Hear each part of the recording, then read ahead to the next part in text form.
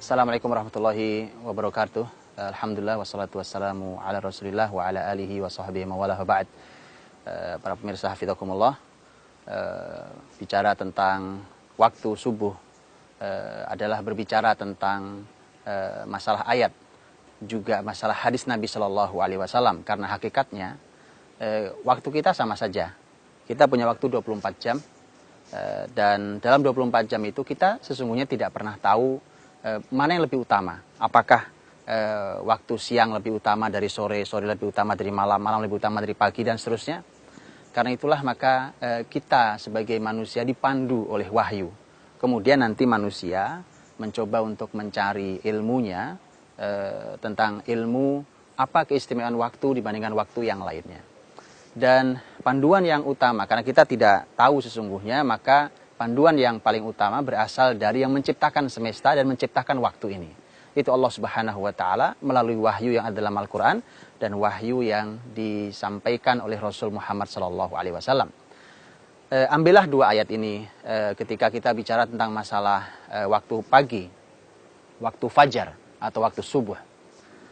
Allah Subhanahu wa Ta'ala di dalam Al-Quran bahkan ada surat dalam Al-Quran yang nama suratnya artinya adalah waktu pagi, waktu subuh, yaitu surat Al-Fajr. Fajar artinya waktu subuh.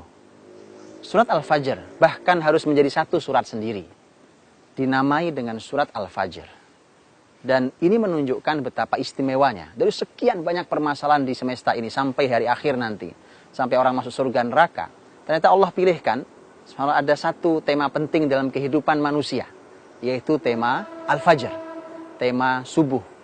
Dan di dalamnya lebih dahsyat lagi pembahasan tentang yang ada dalam surat Al-Fajr.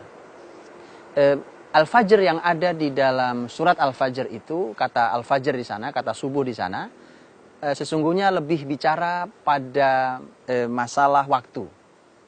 Karena nanti ini akan berbeda dengan ayat yang kedua yang ada dalam surat Al-Isra, ketika Allah Subhanahu wa Ta'ala memerintahkan untuk apa yang harus dilakukan di waktu itu, yaitu Allah Subhanahu wa Ta'ala berfirman, wa minal laili fatahajjad bihi nafilatan lak asa ayyab'atsaka rabbuka maqaman mahmuda. Dan ini perintah untuk orang qiyamul lail, untuk qiyamul lail, dan dari sebagian malam qiyamul lailah kamu, sebagai sunnah buat kamu. Mudah-mudahan Allah memberikan tempat yang mulia di sisi Allah Subhanahu wa Ta'ala, maqaman mahmuda. Kemudian kita kemudian diperintahkan oleh Allah Subhanahu wa Ta'ala untuk sholat fajar, sholat subuh, dengan kalimat bahwa inna Qur'anal fajri kana mashhuda. Sesungguhnya Qur'an al-fajri artinya adalah sholat subuh atau sholat fajar, itu disaksikan oleh para malaikat. Dua ayat yang sangat menarik, yang satu soal fajar dan satu bicara tentang masalah sholat fajar. Ketika bicara tentang masalah waktu fajar di surat Al-Fajr, ternyata ada banyak hal yang Allah janjikan di sana.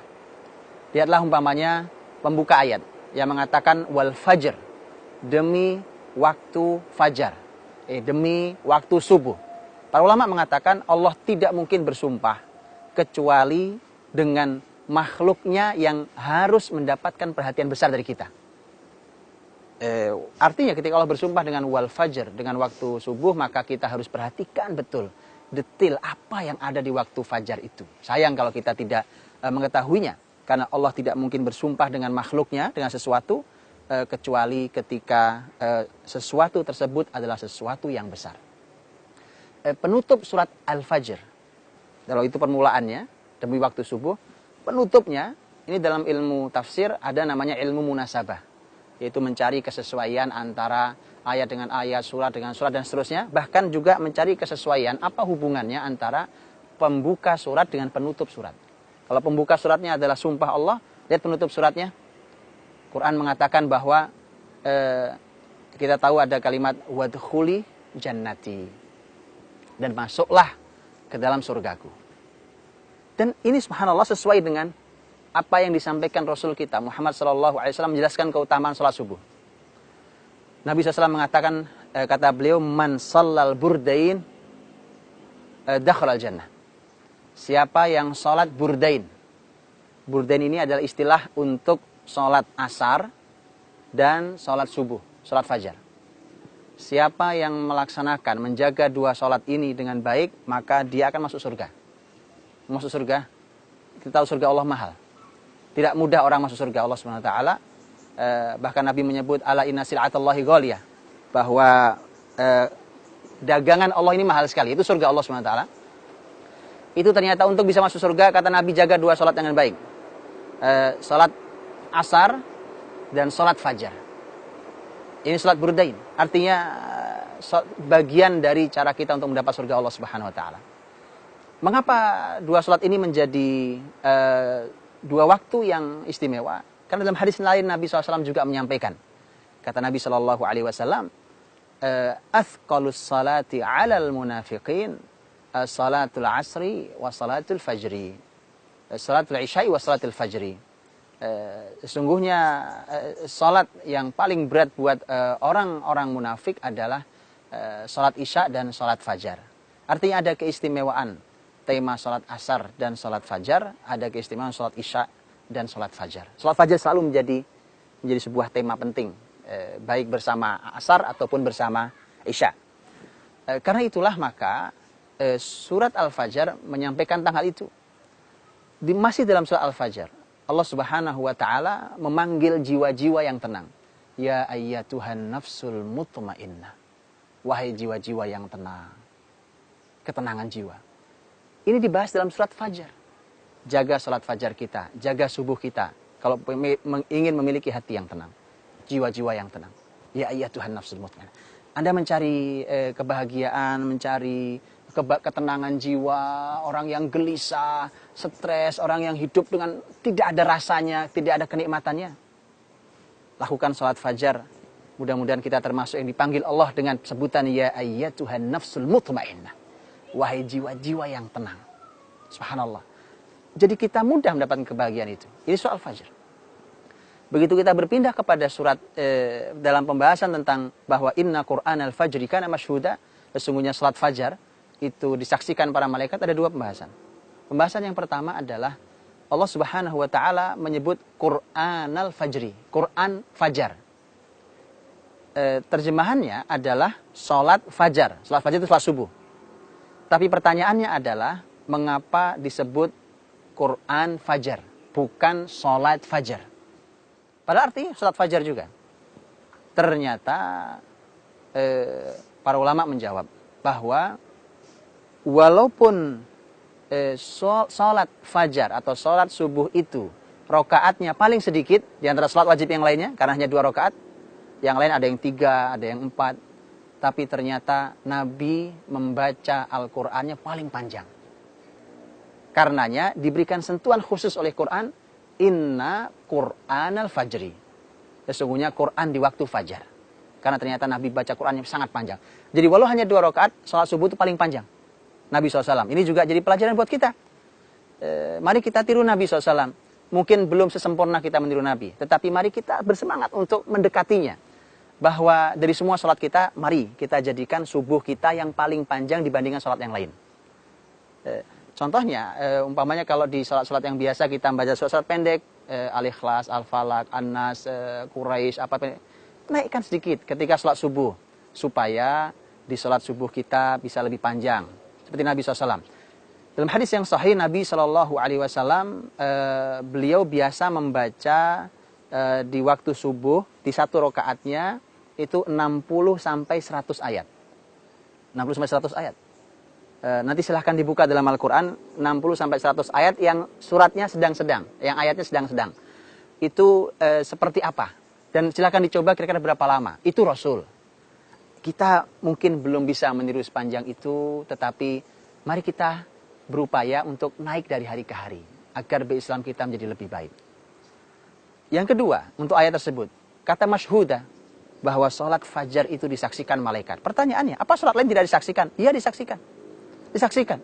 Bukankah bersama kita selalu ada malaikat yang mencatat amal kita? Tetapi mengapa disebutkan secara khusus bahwa sholat fajar disaksikan? Karena Rasul Muhammad SAW bersabda dalam hadis yang sahih. Yata'aqabuna fikum malaikatul laili wan nahar. Para malaikat itu ternyata mereka punya waktu tugas bergantian. Seperti kita manusia, Masya Allah, bertugas bergantian. Ada yang bertugas di waktu pagi, siang, ada yang bertugas di waktu malam hari. Waktu pertemuannya, arti pergantian waktunya di dua sholat yang tadi kita bahas, asar dan fajar. Karenanya Nabi katakan yang menjaga sholat burdain, asar dan fajar, maka masuk surga. Subhanallah, karena ternyata malaikat hadir menyaksikan sholat kita besar-besaran. Malaikat hadir. Kenapa? Karena bertemunya malaikat yang bertugas di siang hari dengan yang bertugas di malam hari. Bertemu di dua waktu itu. Kemudian malaikat yang menjaga di malam hari, kata Nabi SAW, nanti akan menghadap Allah. Kemudian Allah akan bertanya, dan Allah lebih tahu tanpa bertanya. Allah bertanya pada para malaikat, "Kaifa taraktum ibadi?" Bagaimana kalian para malaikat meninggalkan hamba-hambaku? Mereka menjawab, taroknahum yusallun. Kami tinggalkan mereka, ya Allah, dalam keadaan mereka sholat. Sholat fajar. Subhanallah. Itu yang disebutkan oleh malaikat. Dari sekian banyak amal kita di fajar itu menunjukkan bahwa itu amal yang istimewa. Yaitu menjaga sholat subuh berjamaah di masjid. Di masjid Allah Subhanahu Wa Taala. Terutama untuk kaum laki-laki. Dan ini dua ayat dalam Al-Quran. Adapun hadis Nabi SAW banyak sekali yang menyampaikan hal itu. Contohnya adalah hadis Nabi SAW yang menyampaikan tentang keistimewaan waktu fajar. Kalau kita boleh bertanya hari ini, kita bukankah manusiawi, kita khawatir, kita berlindung pada Allah dari musibah. Celaka itu bisa datang di mana saja. Mungkin di jalanan, mungkin di rumah, mungkin di halaman rumah, mungkin di tempat pekerjaan, mungkin di siang, mungkin di malam hari, mungkin dimanapun. Pertanyaannya adalah, siapa yang mau dijaga, siapa yang mau terjaga dari semua musibah itu? Caranya mudah. Salatlah subuh berjamaah di masjid Allah Subhanahu Wa Taala, berjamaah. Kenapa? Karena Nabi SAW bersabda dalam hadis yang sahih, riwayat Muslim. Nabi mengatakan, "Man shallas subh fahuwa fi dhimmatillah."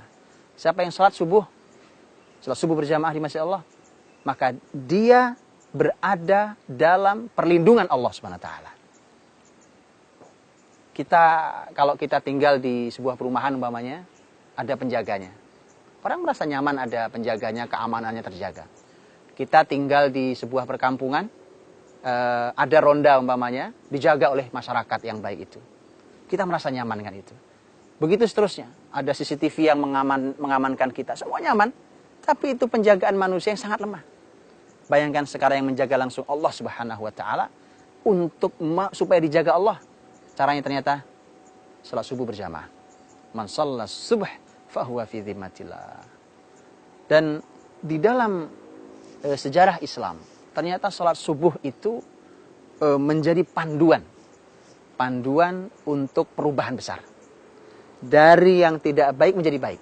Lihatlah umpamanya apa yang kita lihat dalam Al-Quran ketika Allah Subhanahu Wa Taala hendak menghukum kaumnya Nabi Lut alaihissalam. Kaum Nabi Lut alaihissalam yang dihukum itu Allah mengatakan, inna mau'idahumus subh alaysa subhu biqarib. Bahwa waktu di mana Allah akan menghukum mereka adalah waktu subuh. Bukankah subuh itu dekat? Artinya bahwa subuh itu nanti Allah habisi masyarakat yang rusak. Kaumnya Nabi Lut ini, orang yang berbuat dosa yang belum pernah dilakukan oleh kaum sebelumnya, dihabisi Allah di waktu subuh. Agar diganti generasi berikutnya yang lebih baik daripada mereka. Masa perubahan. Rasul Muhammad SAW pun, beliau menyampaikan, kata Nabi SAW, bahwa waktu untuk memulai jihad itu yang tepat pada subuh. Karena Nabi SAW mengatakan bahwa nahnu idza nazalna bisahati qaumin fasa'a sabahul mundzirin. Kalau kami sudah hadir di sebuah masyarakat musuh Allah, maka subuh itu, pagi itu adalah pagi yang buruk buat mereka. Ada waktu subuh, subhanallah. Karenanya dalam banyak peristiwa besar, generasi salafus soleh dahulu, para mujahid dahulu, itu banyak memulai dari waktu subuh penyerangan itu. Umpamanya, ketika kita melihat peristiwa besar yang terjadi di di peristiwa perang besar yang menyelamatkan kehancuran muslimin menjelang kehancurannya di negeri Andalus.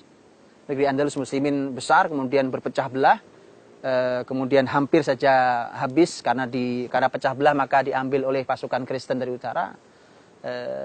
Maka kemudian diselamatkan oleh saudaranya yang lain dari Maroko, dipimpin oleh panglima hebat Yusuf bin Tashafin. Yusuf bin Tashafin dalam perang Zallaqah, beliau memulainya juga setelah subuh. Kalau kita melihat peristiwa penting bahkan yang kita sering dengar, Salahuddin al-Ayyubi rahimahullah ta'ala. Salahuddin al-Ayyubi rahimahullah ta'ala ketika mau mengambil alih Palestina, karena Palestina yang harus diselamatkan, dikembalikan ke pangkuan muslimin untuk disucikan, dimuliakan, maka Salahuddin al-Ayyubi mengukurnya dengan salat, dan yang paling utama adalah salat subuh. Salahuddin kalau melewati ada orang yang qiyamul lail, kemudian salat subuh berjamaah, dia mengatakan, dari sinilah kita akan menang. Tapi kalau Salahuddin melewati orang yang tertidur saat waktunya sholat, Salahuddin mengatakan, dari sinilah datangnya kekalahan kita. Jadi bukan hanya masalah kekuatan militer, kehebatan, ketangkasan, bukan hanya itu. Tapi ini panduan muslimin. Dan sungguh sangat luar biasa. Yang terakhir adalah bahwa di kalangan orang-orang besar dalam Islam, sholat subuh itu jauh lebih mahal daripada semua yang ada di semesta ini. Jauh lebih mahal dari semua yang di semesta ini. Jangankan sholat subuhnya. Sholat sunnahnya yang 2 rakaat, qobliyah subuh, sebelum subuh itu, Nabi SAW bersabda, raka'atal fajri khairun minad dunya wa ma fiha. 2 rakaat sebelum subuh itu lebih baik dibandingkan dunia dan seluruh isinya. Itu baru sholat sunnahnya. Bagaimana dengan sholat subuhnya? Subhanallah. Karena Umar bin Khattab radhiyallahu anhu, beliau sampai mengatakan, ini kalimat beliau, ini bukti bahwa orang dahulu mereka sama sekali tidak mau kehilangan subuh hari berjamaah di Masjid Allah SWT. Umar, pemimpin besar, pemimpin adil, pemimpin bumi saat itu, lihat mengatakan apa? Kata Umar, lebih baik saya meninggalkan sholat qiyamul lail sepanjang malam daripada saya harus ketinggalan subuh berjamaah di Masjid Allah SWT. Tentu kalau kita mau bicara ideal, tentu sholat malam juga, sholat subuh juga. Tapi ini juga jangan sampai kita salah dalam menimbang bahwa sholat subuh di masjid lebih utama dari semuanya. Anas bin Malik radhiyallahu anhu, sahabat Nabi SAW. Anas bin Malik setiap mendengar satu kata mesti menangis, yaitu kata Tustar. Tustar adalah nama kota yang ada di Persia. Setiap menyebutnya mesti menangis. Kemudian ditanya oleh orang, mengapa Anda menangis? Kemudian ternyata Tustar itu ada kenangan dahsyat dari Anas bin Malik, karena Anas ikut berjihad di Tustar, membuka kota Tustar itu. Dan muslimin bersusah payah mengepung waktu yang sangat lama. Bukan sehari, bukan seminggu, bukan sebulan, bukan 1,5 tahun lamanya. Muslimin baru bisa mengalahkan Tustar. Dan ternyata Anas bin Malik radhiyallahu anhu ikut di sana. Ternyata yang ditangisi bukan kelelahan itu. Bukan kemenangan, harunya kemenangan, bukan. Anas mengatakan, hari di mana kami berhasil memasuki Tustar, kami kehilangan sholat subuh. Karena sibuk dengan jihad, bayangkan. Sibuk dengan jihad syar'i, sibuk dengan jihad, kemudian subuhnya tertunda, keluar dari waktu, tertunda. Anas mengatakan, wallahi, demi Allah, lebih baik saya kehilangan dunia dan seluruh isinya dibandingkan saya harus kehilangan subuh berjamaah di Masjid Allah Subhanahu Wa Taala. Itu pemahaman yang luar biasa, bahwa bahkan selalu menangis setiap mendengar Tustar hanya karena kehilangan sekali salat subuh berjamaah di Masjid Allah Subhanahu Wa Taala. Dahsyat sekali. Dan di tangan mereka lah Islam memimpin peradaban bumi. Karenanya subuh menjadi panduan penting untuk kemenangan. Antara subuh dan kemenangan ternyata punya hubungan yang sangat erat. Mudah-mudahan Allah SWT memberikan kepada kita hidayah, petunjuk kita untuk kita melaksanakan salat subuh berjamaah di Masjid Allah SWT. Di hari yang istimewa itu, di waktu yang istimewa itu ada sangat banyak keistimewaan, kebaikan, barokah dan seterusnya. Dengan itulah maka mudah-mudahan kehidupan kita menjadi baik dan juga kehidupan kita menjadi barokah. Wallahu taala alam bissawab.